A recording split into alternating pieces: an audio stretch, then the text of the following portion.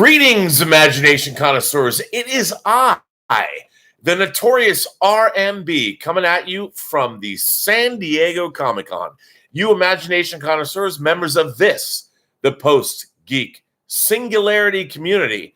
I just got kicked off my last live chat because, well, my phone died. My hotspot died. It was not good. So I apologize for letting you all down. We had a great chat going. Everybody was into it. And I couldn't turn off my live chat. So here I am. I've brought you all back in here.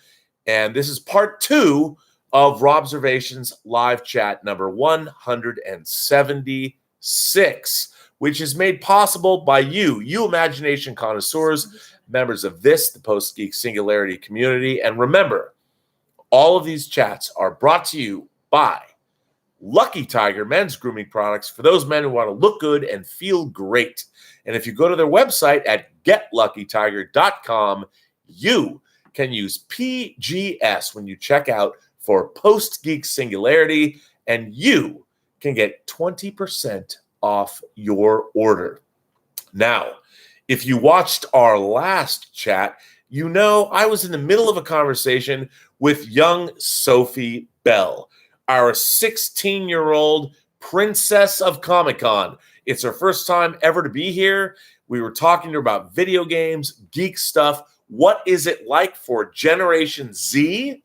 She's not even a millennial. She's Generation Z, the new generation, the generation with hope, who is going to bring us into the future, I hope. And we got rudely interrupted by my phone dying. But since you are here, let's bring you back into where we were. And I'm going to bring her in. She's right here. Sophie Bell is right here. I'm going to bring her in. We're now inside, and my phone is plugged in. So we have a hotspot. So I'm going to bring Sophie in. We're going to continue our conversation. Let me scoot over and bring Sophie Bell back in. Now, remember, Sophie's 16. You rude motherfuckers out there were not very nice. Sometimes, most of you were delightful, to be honest. But, let's remember, she's a 16-year-old girl. It's her first Comic-Con. I'm trying to prove to her that you, members of this, the Post-Geek Singularity, are delightful people. And for the most part, you are. And I love you all, and I thank you all for being here. By the way, I use that sexy MF word, which means my YouTube analytics went all to hell. So if you could like this chat, if you enjoy them, please. Cardinal Sin says, with Periscope, we'll see what you see. Yeah, he donated earlier, saying to get Periscope next time. You know, I have Periscope. I have a friend who worked on that.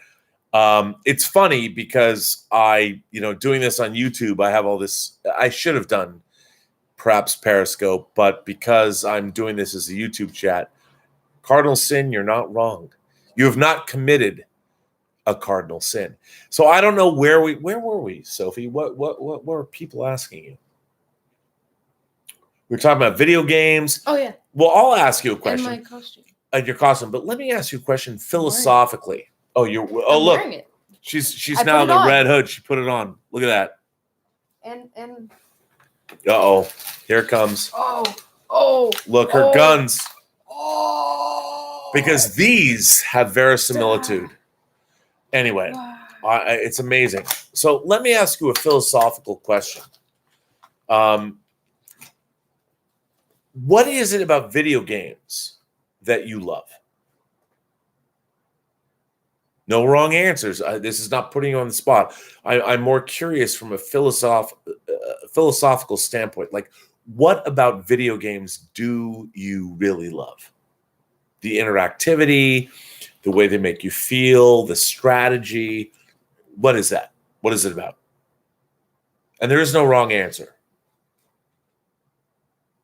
Well, to me, it's kind of like going into this whole new world. That's good. Okay. Where it's like completely different. And I don't know. Like for me, it's like usually like the time that I play video games the most is when I'm like in a bad mood or something because it cheers me up. And so like being in like it's like an escape from reality, kind Sure. of. Like the same thing I feel about the same about books. Like reading a book, it's like you're delving into this whole new world. Like, well, let me ask you this. Remember, look at the camera. Let me ask you this. Do you feel that like are video games an escape from the real world for you, or do they augment the real world for you? Can the real world and video games coexist? I know I'm throwing out this like philosophical, it's like, hey, but I'm curious. No, I'm curious. And by the way, you don't have to have an answer. I'm just curious.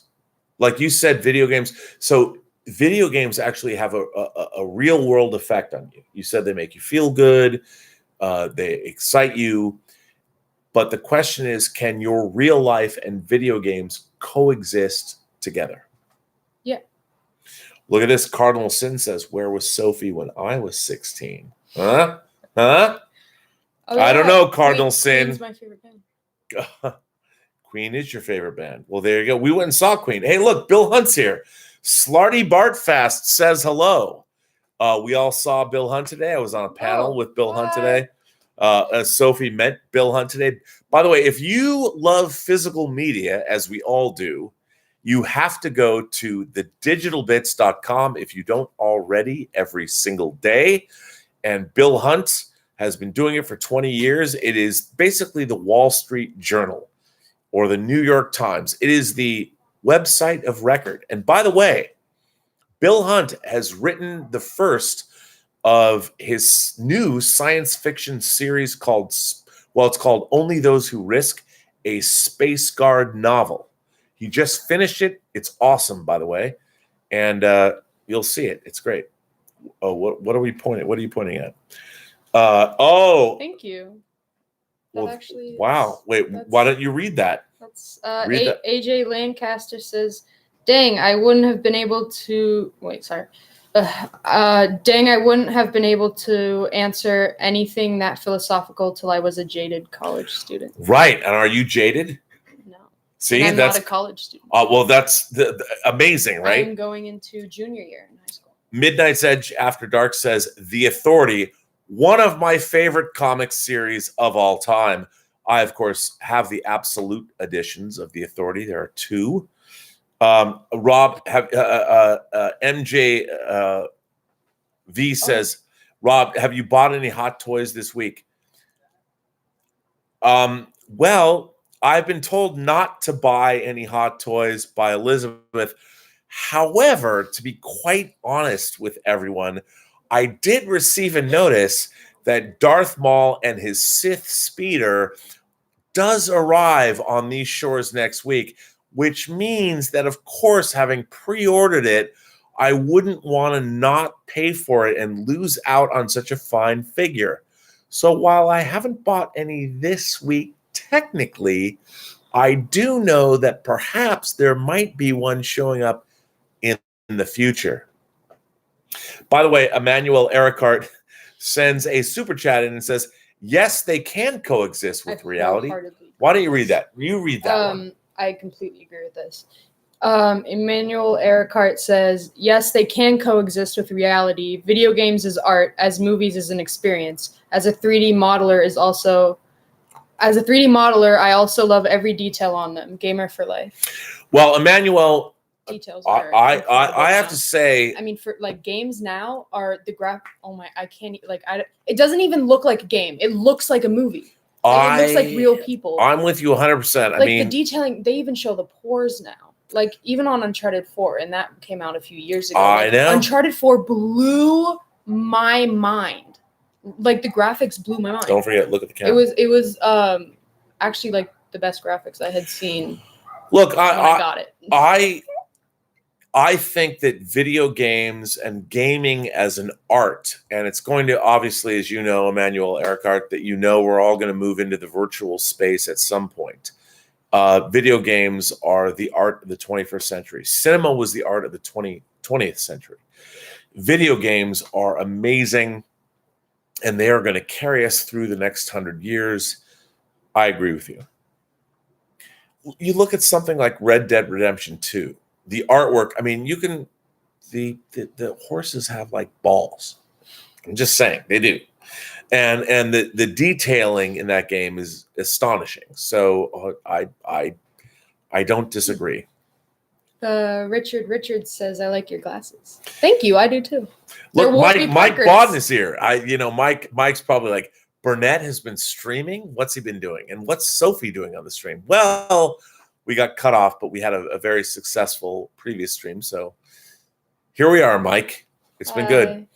And yes, I have 2 panels tomorrow, one at 11 and one at 1 or 2. Where both of them are at the San Diego Library. Check it out. Cardinalson is back.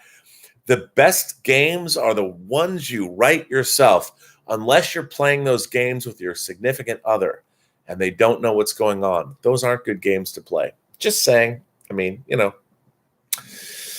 But I want to thank you, Cardinalson, for speaking up that way. That's fantastic. And you're worried about my jokes.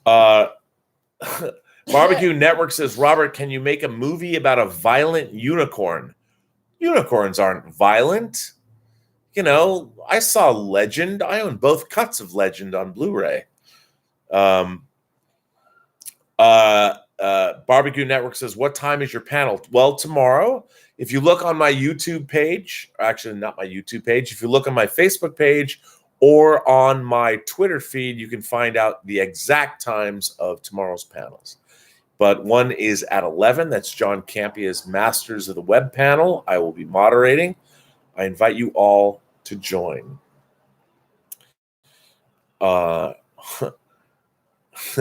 Anyway, so let me ask you, let's get back to my questioning of you, Sophie. So video games, and let's go beyond that.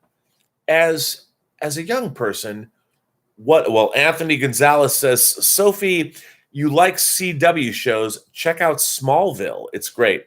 Rob, how would the Dominion have dealt with the Borg? Wow, from Smallville to the Dominion War. I think that the Dominion would have had a hard time with the Borg, to be honest. Just because they're not solid life forms.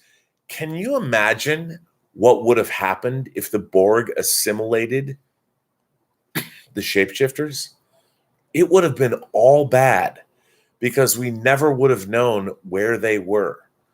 They could have assumed if the Dominion were assimilated by the Borg, the entire Milky Way galaxy would have fallen. It wouldn't have been good. But I love that idea. And about Smallville. Yeah, what about Smallville? What do you think? I did watch the first couple episodes, but because it's not on any thing that I actually have access to, I had to go on this website that gave me a virus, and I kind of it was like 10 years. We'll have to get the discs. It's pretty interesting. I mean, I was into it. I would love to keep watching it, but I can't. I actually can't keep watching it. Yeah, no, it was good. Shapeshifters can't be assimilated. Okay, how do you know? Yes, they can be. We just haven't seen them assimilated yet. I mean, that's don't be racist against shapeshifters. Don't say they can't do something. No, I'm just kidding. But I don't know. We never saw that, but it would have been interesting. I mean, eventually, the Dominion would have had to deal with the Borg once they got to if they had won the war, and they get to the Delta Quadrant. Who knows what would have happened? I certainly don't. I really don't. Mike Bodden says, "Wait, how do you know a shapeshifter has been assimilated?" I don't. That's true. Yeah, we don't really know. Mm-hmm. How would Otter Vomit says? And by the way, Otter Vomit, I don't know about that. How would cybernetic implants take hold in a pool of goo? Well, I would think that the Borg would have to reanalyze exactly how they assimilate life forms. They would adapt. They would figure it out. Believe Humanity says, you guys are too lucky to be born in the West. In Asia, there is conventional job opportunities only. Well, but isn't that changing? I think that's probably true. But because, in Asia, there's, of course, we learned, isn't in Japan, the koretsu? If I mispronounced that, I learned that from Rising Sun, the book.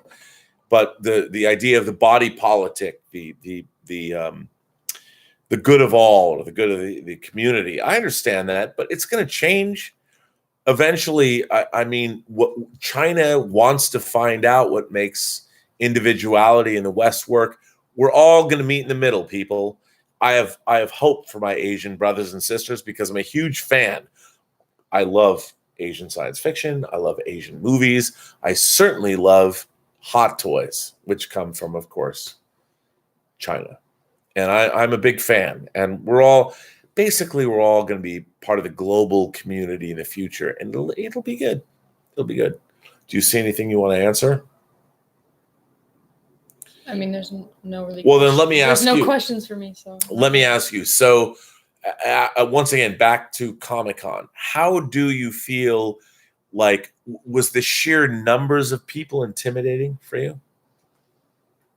Well, like I said, before that I had gone to the Pride Parade in West Hollywood, which had 100,000 people. Right. So I was kind of used to, but that was my first time in such a big environment. And like I said, I get nervous and have panic attacks. And so, that's why I'm sorry. No, there's no wrong answer. By the way, Cardinal Sin says, this is proof Rob is part of the intellectual dork web, which, by the way, let me explain what this is. So there is something called the intellectual dark web that was I don't know who coined that phrase. I really don't.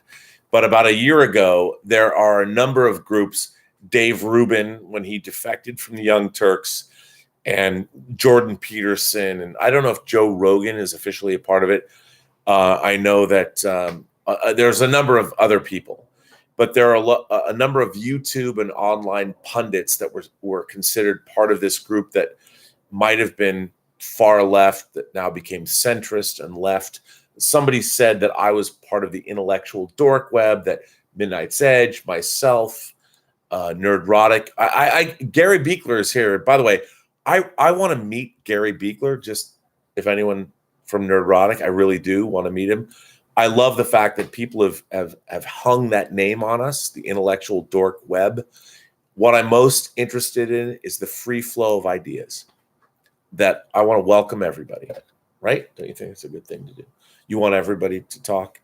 So thanks for mentioning that. I appreciate it. So Sophie, again, back to Comic-Con, you felt welcomed. Yeah, definitely. Did you feel more welcomed at Comic-Con or at the Pride Parade? Where did you feel most comfortable? There's no wrong answer. No wrong answer. Oh, man. Sophie's bored by the dark web talk. I know. I left at Gays Are Great. I know. Well, Gary is great. Gary Beekler. I know, but wait, wasn't there another one? I'm talking about. I saw another one. I think that Gary said he was planning on attending one of my panels. I hope he comes tomorrow. By the way, Gary Beekler is great. There was a different one. Yeah, it's fast. I know, but it's all good. It wasn't that one. Oh wait, that's literally a Sophie's Choice. Sophie has not seen Sophie's Choice. That's an early. She won't know. I know it's a movie, but I've never. It's very funny. So it's she has to choose. It's good. Look, if Gary Beekler and I were in one room together and talked about Star Trek Discovery, there are so many gigantic Star Trek billboards, whether it's Picard or Discovery, around here. I feel like it feels like INSOC. I'm being indoctrinated. So Tibula the Spider Monkey is back.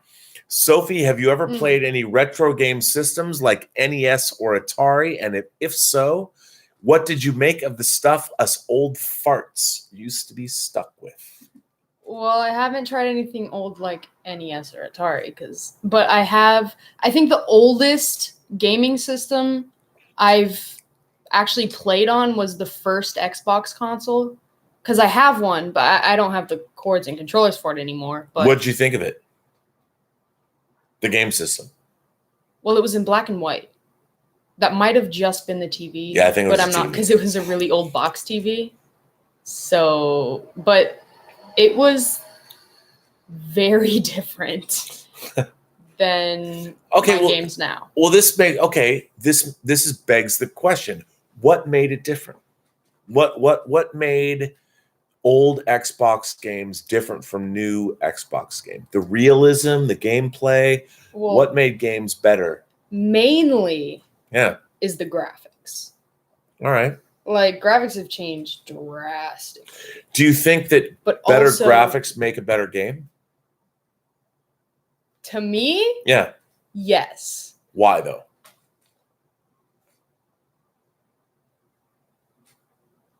There's no wrong answers. I mean, I know. I'm just trying to like, I'm trying to think. Because I think, here's the funny thing. A lot of people with movies, it's the same thing. When I try and get people to watch movies of, say, the 1970s, the film, the colors aren't as vibrant. It's grainier. It looks more immediate, more like you're really actually on the streets. And movies now are so visually sophisticated. Lighting, lenses, crispness. We shoot digitally now. So there is no photochemical processes. And a lot of people, who is Sophie? Brandon Valenzuela wants to know who's Sophie. Well, so I live with her. We live together, don't we? For a very long time. For a very long time. Sophie and I have lived together. 4 or 5 years? 4 years. Well, no, we only lived together for 2 years. But Sophie is Elizabeth, my girlfriend's daughter, youngest daughter, who just turned 16. Last month. What's it like to be 16 now? Doesn't really feel like anything's changed.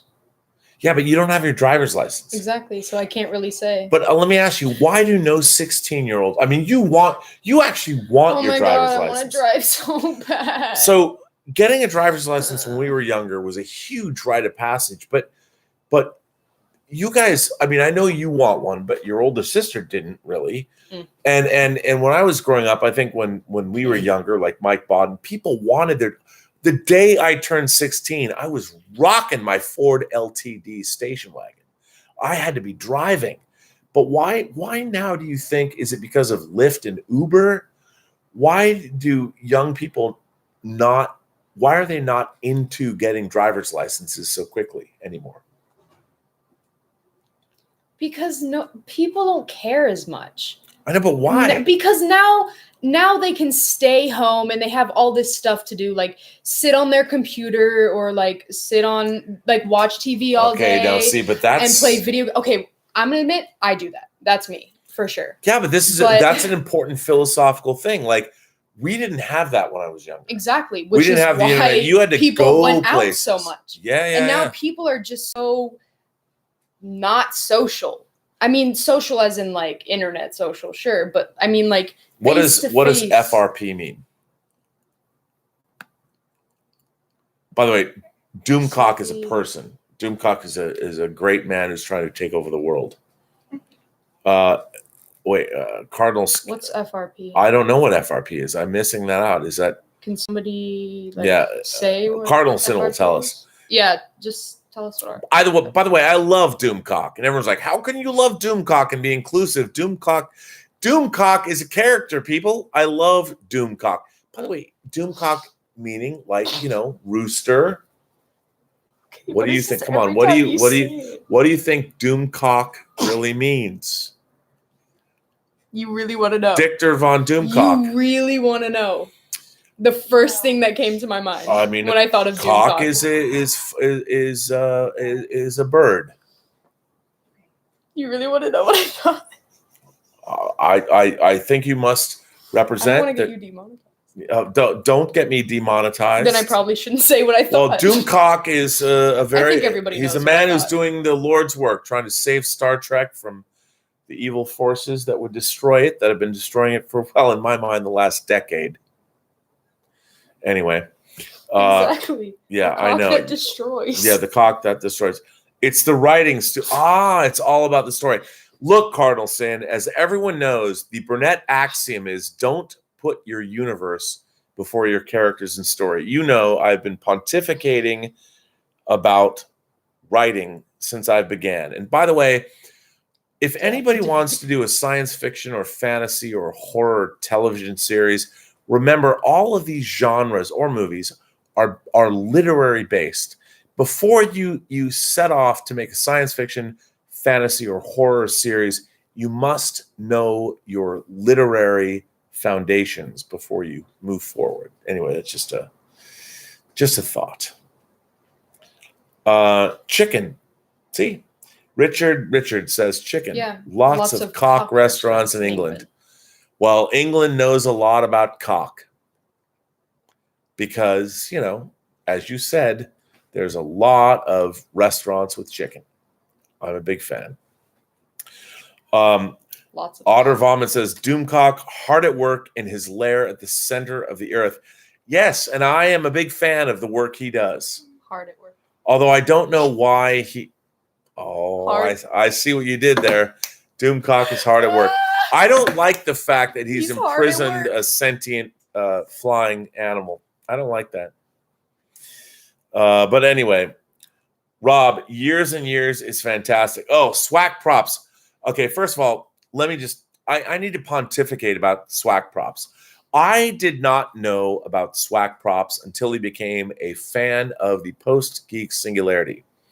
My boy SWAC props is actually in Malaysia. And if you go to his Etsy page and you look up SWAC props does, as you might imagine, movie props. But he also does something that I've never seen before. He makes prop books. And my boy SWAC Props has made The Nine Gates, the book from Roman Polanski's movie, The Ninth Gate, starring Johnny Depp and Frank Langella and Lena Olin, a favorite film of mine. Now, one of the great things about SWAC Props is I never, ever in my life thought there would be anybody who would make a prop replica of a book from The Ninth Gate. Not only did SWAC Props make it, by the way, it's beautiful, but he did all 4 versions. Unbelievable. That's just an aside. I know you don't want to hear that, but I'm just saying that SWAC Props is one of the great prop makers on the planet Earth. By the way, Midnight's Edge After Dark says that Doomcock is not imprisoned. Trust me, he's just playing the victim. He just wants in our dimension. Don't trust him. As cute as Harvey is. Come on, man. Who's Harvey? Anyway. Oh, FRP means fantasy role playing. Oh, of course. Yes. Wait, yes, what? You have to answer. Wait, like okay. Here, scoot. Yeah, sorry. Right, well, I mean, isn't Skyrim technically a fantasy role playing? Yes, it is. So, yes. Mm-hmm. I play fantasy role playing games, definitely. Mainly Skyrim. Well, I love the fact that you talked earlier in the last chat about Skyrim before my phone died and my hotspot was gone. Yeah. Muhammad H says, Rob what? By the way, why don't we bring back in the second chat? Yes. Oh, okay. Why don't you just say hello? Just come in and say hello. Just say hi. Just come in. By the way, Elizabeth has never been in a chat. She hasn't. For those of you who don't know, this is my girlfriend Elizabeth, Sophie's mom. Come right in. Just come right between us, Elizabeth. Come on in. Hi. Get in the light. Get in light. You know, say hello to the people at home. Hello, everyone. Don't look smiles at look like Mr. Rourke in Fantasy Island. By the way, that's the camera. So look at oops. What? No, don't get. What was that? That was really not elegant at all. Brandon Valenzuela says, "What do you think about Tarantino saying his Star Trek will have more of a pulp fiction tone?" Well, okay. Here's what I think about that. I'm all in, but remember, Quentin Tarantino's all of his movies are very stylized. Now, I think watching a Quentin Tarantino Trek film would be really interesting. I would love to see the stylization of that film. It'll be great. It'll be well written. It'll be really interesting.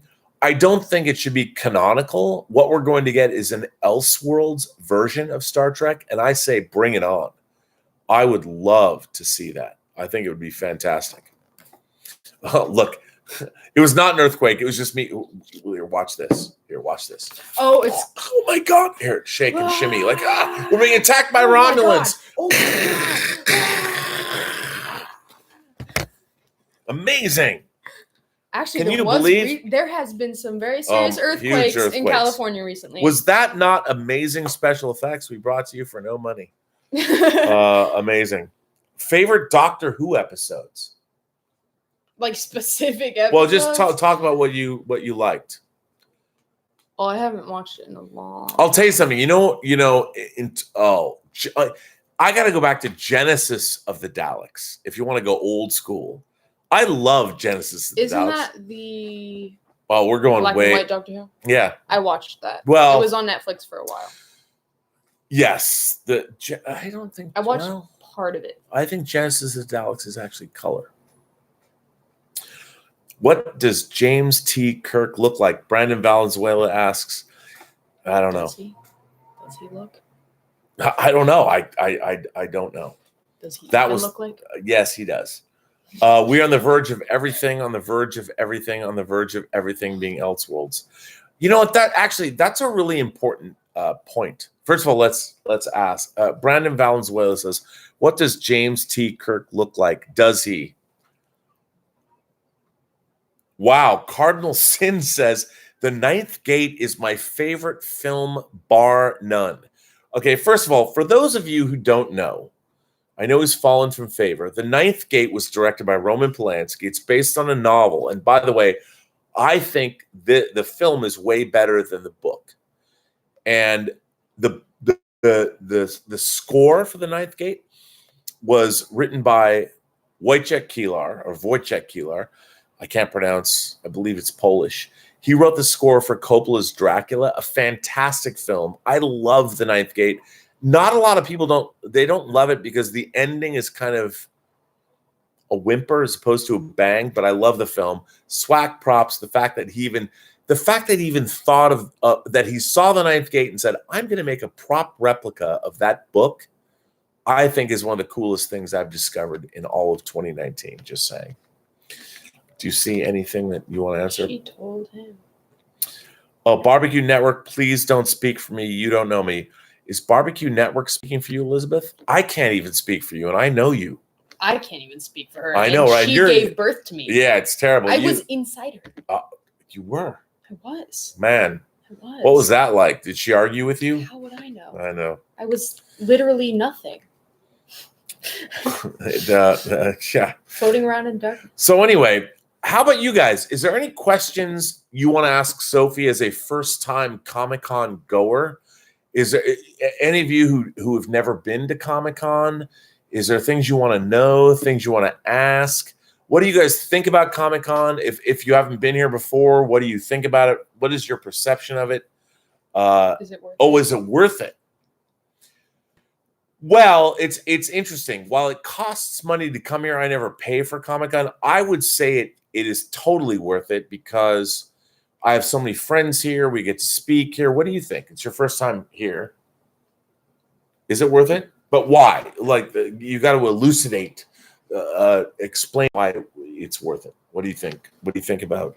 I mean, you've only been here for a day, and I know it was overwhelming, but how would you feel? How would you tell somebody who asked you said that? I read that question while you said it. Sophie, was it overwhelming? Oh, well, right when you said overwhelming. Was it overwhelming? At first it was, and then I kind of kind of adjusted to it. But was it overwhelming? Was it like painfully overwhelming? Did it make you scared, or did you want us to go home? No. All right, that's good.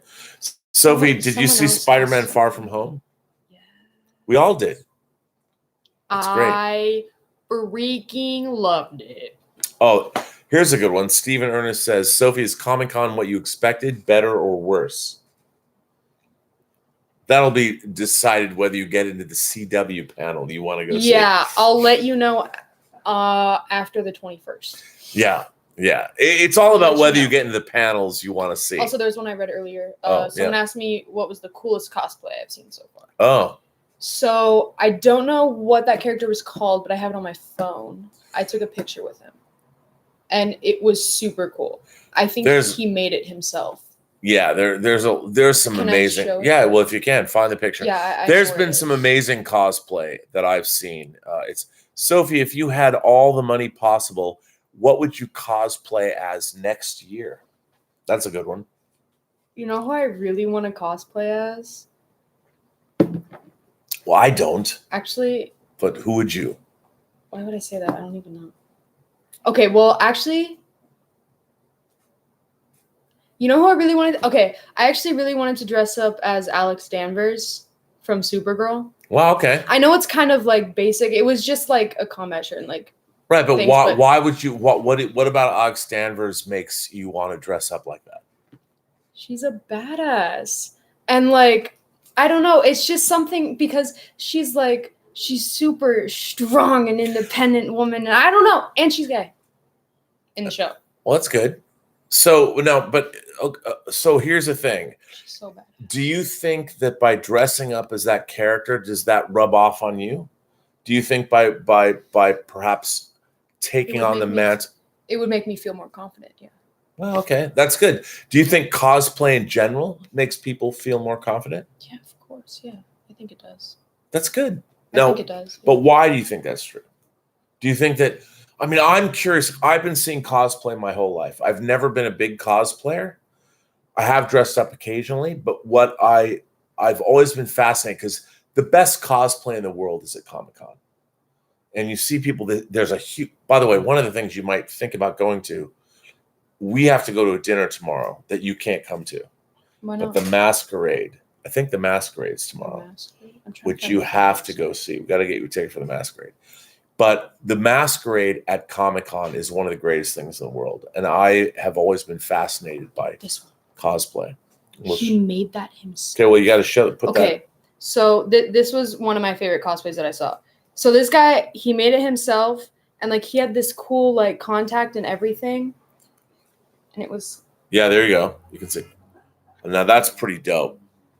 Yeah, and the skull comes off. Wait, hold it up. Yeah, let's here.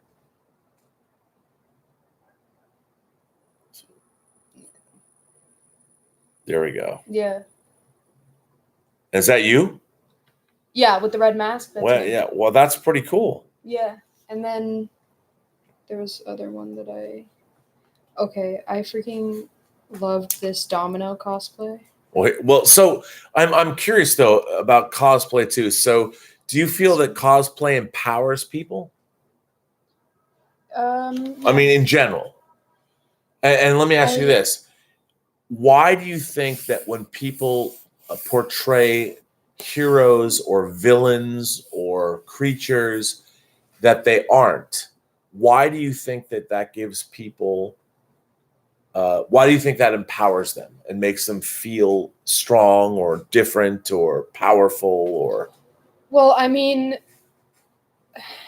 I guess, if you're dressing up as your hero, like someone that you may idolize, I mean, I guess that would feel kind of empowering, I guess, because, I mean, idols are like, the point of like having an idol is like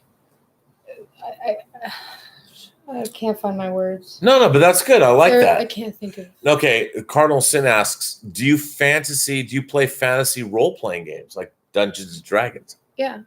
Oh, like D&D? Yeah. I tried D&D because my friend was in the Dungeons and Dragons school group. And he showed me a little, and I thought I liked it. Now, here's the thing: given a choice, would you play D&D or a video game? Video game. Yeah. Now, why? Because there's so many. But I think that D&D is all about imagination. Yeah. But if you're given, and the story could go on forever. Yeah, and if you're given the visuals and I remember playing Dungeons and Dragons for Intellivision, the first 8-bit video game system in the 80s. I loved it. I loved it way more. I was even a dungeon master. I was bored to tears, even as a dungeon master. I'm like, I'm making up all this stuff. I'd rather have something, even a video game is more tangible than D&D. Who's Carrie Kelly? Someone said I would make a perfect Carrie Kelly. Carrie Kelly is from Batman. Carrie Kelly was the female Robin in The Dark Knight. The Dark Knight Returns. Is that who I saw at COMICON? Or no, I think that was just a girl dressed as redhead. Yeah, that could be. Sophie, definitely let Rob show you tabletop RPGs to test the waters. I am not the person to show tabletop. I mean, I'm still thinking about TSR's Traveler and Boot Hill. I mean, in my Imaginarium, which I call the garage, I love my Dawn of the Dead tabletop game.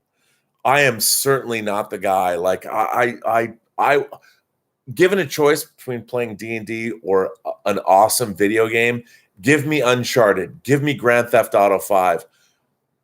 Not to take away from the biggest Dungeons and Dragons fan in the United States married Sofia Vergara, so what do I know? But I got Elizabeth and Sophie, and we're cooler. We're not celebrities, but we're even cooler than that. So. Oh, The Last of Us. I love The Last of Us. Oh, that's a good one. That's such a good game. Now, why is The Last of Us a good game? Why do you love that game? The storyline is so just captivating. Okay, now let me ask you this. This is extremely interesting, and it hooks you. But as a gamer, do you want a deep storyline or great gameplay? Like, what is there? Well, you can't have great gameplay without a good storyline. Yeah, but wait a minute. Like, Defender. Sorry. Yeah, there are. Okay, my bad. That's not what I meant. Right. That's not exactly what I meant. I just meant that. I don't know what I meant. No, I know what you meant. No, I want to lead you there. So, okay. So you've got a great story, immersive story. I feel like it makes the gameplay better. I do too. But here's the thing. I think the Uncharted games, when I played Uncharted 1, and it was the first video game I ever sat down and played. I had to pee. I got up and peed. But I played Uncharted from beginning to end. It took me about 13 hours. It was the first video game, just one. The first when it came out, I got the first Uncharted the week it came out. I loved it so much, but it was the first time I felt that the storyline and the gameplay was integrated and completely immersed me into the entire experience. And I felt like, oh my God, for the first time, this game was like playing a movie. And I thought they worked in tandem. I thought the story and the gameplay worked perfectly together. And that was, to me, the greatest video game experience I have ever had. Now, do you think that story and gameplay, that integration is the most important thing? Like having those two into one. Yeah, if they work together in tandem. Or if you had a game that the gameplay kicked ass, like that the storyline, like if you had some zombie game that was so beautifully designed, would the story matter as much if you could just kill and blow away zombies? Probably not. Probably not. Okay. Though I would be interested in the story behind the zombies. Sure, but if the gameplay was great, if you could kill people and blow shit up, and would that be better or worse than having something like I love the Metal Gear Solid games, and those games, half of those games were the cutscenes, were the storylines. But even then, I have to admit that I love them. But it's like, really, can't we just get to the gameplay? Kojima's a genius, but that I kind of agree with. Some games have really long cutscenes. It's almost like most of the game is cutscenes than game. Elizabeth is going to come join us again. Look, she's waving no, but she has to come. Like, Elizabeth, they're screaming in the chat room for you to come back. She says tomorrow. Why is that? That's not good. Assassin's Creed 3 and 4. What do you think about that? Assassin's Creed 3 is by far my favorite. Why? Gameplay or story? Oh my gosh, I don't know. Oh no. For Assassin's Creed 3, I'd say the gameplay was pretty good. So the storyline is... Cardinal Sin says, I wrote 6 hours a week for a 2 to 3 hour Vampire the Masquerade game. Wow, that's kind of old school, Vampire the Masquerade. The party only got bigger because of the writing. No one left. The play is the thing. Okay, Cardinal Sin, that's interesting. So you're saying the writing, as you said, the play is the thing. But what about the gameplay? Isn't the gameplay important? I mean, the writing can be great, but when you're Vampire the Masquerade's different than a video game. So that's, I mean, when you're dealing with the imagination, wow. Emmanuel Ericart says, dude, Metal Gear Complete Story is awesome. It's true. I agree. And now we're getting into it. Now we're stepping into a video game and gaming minefield. I love great games. Frankly, my favorite tabletop game is Risk. I love Risk. I especially love multiple world Risk. When you get multiple worlds, as a matter of fact, if you get different Risk games and meld the worlds, so you have to know how to play one game in one world, and then like Argentina is the focal point, it gets great. Someone asked if you like the Amazing Spider-Man movies. And actually, I'm curious. Did you like the Amazing Spider-Man? You mean the second series, the Mark Webb directed with Andrew Garfield? Andrew Garfield. Yeah. I loved one of them. I love the Amazing Spider-Man. Really? With Kurt Connors as the Lizard. I loved it. What's funny is I now have hot toys of the Tobey Maguire Spider-Man. I love Tobey Maguire. The Andrew Garfield Spider-Man, and of course. Well, actually, I only have the Iron Spider for the Tom Holland figures, but I did love the Amazing Spider-Man. I hated Amazing Spider-Man 2. Hated it. But I did love the Amazing Spider-Man. I thought it was great. There's a giant unicorn figure at SDCC. Well, there is right down the street. There's an inflatable unicorn. Oh, yeah. We saw that. Yeah, you saw that. Robert, have you played Stratego? And do you play Risk with John on his new table?